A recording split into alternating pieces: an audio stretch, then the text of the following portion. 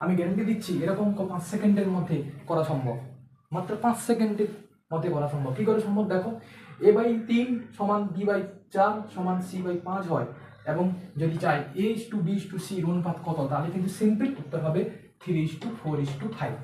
কি করে সম্ভব? তার একটা লজিক আছে। কেন? তার একটা লজিক আছে। কি না, যদি এ বি এবং সির সঙ্গে যদি 1 করে গুণ থাকে, এ বি এবং সির সঙ্গে যদি 1 করে গুণ থাকে, তাহলে সেক্ষেত্রে তার নিচেরটাই হবে তার অনুপাত, অর্থাৎ a:b:c অনুপাত হবে 3:4:5, বি অপশন।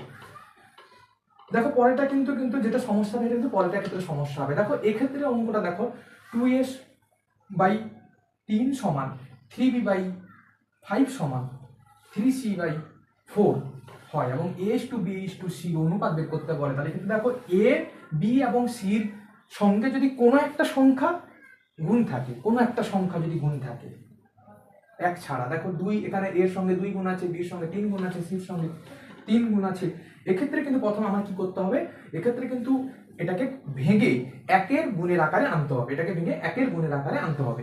কিরকম?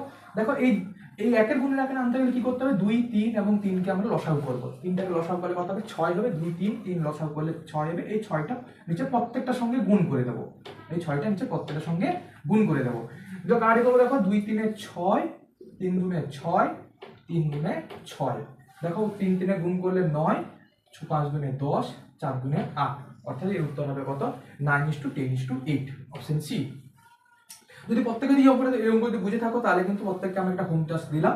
3a/5 সমান 4b/7 সমান 9c/10 হলে a:b:c অনুপাত কত হবে?